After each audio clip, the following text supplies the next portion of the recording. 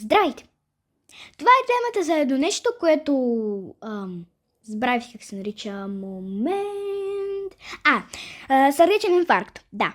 Също така се познава като сърдечен удар, което е много полезно според мен, ама както да е. Да започваме. Сърдечният инфаркт, миокарден инфаркт, същото, е спешно състояние, при което притокът на кръв към сърцето е блокиран, причинявайки загиване на сърдечен мускул. Това явно не звучи добре. Симптомите включват силна гръдна болка, стягане, задуло, изпотяване и болка в ръката или челюстта. Бих се пошугувала, но това наистина е сериозно. И... не мога без шегички. Причина. Най-често се дължи на запушване. Най-често се дължи на запушване на коронарна артерия от тромб, образуван върху атеросклеротична плака. Нищо не разбрах. Симптоми. Силна стягаща болка или натиск зад гръдната кост. Майчице. Разпространение на болката към лявата ръка, врата, челюстта или гърба. Затруднено дишане, задух. Олеле.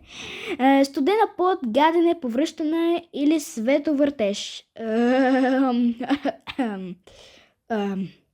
Внезапен страх от смъртта. Мене винаги ме е страх от смъртта. Няма да го коментирам това. Да. Рискови фактори. Тютюнопушене? Не. Високо кръвно налягане? Не. Висок холестерол? Не. Захарен диабет? Май няма такова. Затлъстяване? Със сигурност не. И стрес. Нито едно от тях не се отнася за мен, така че не съм дебела. Действия при инфаркт. Спрете дейността, седнете или легнете, осигурете чист въздух и незабавно потърсете спешна помощ. 112. Ако имам затруднено дишане, със сигурност няма да седя и да играя Майнкрафт, като че ли нищо не се случва. Аз съм нормален човек все пак. Както и да е.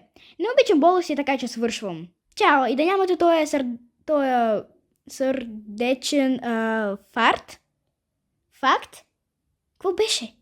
Да, сърдечен инфаркт. Помощ.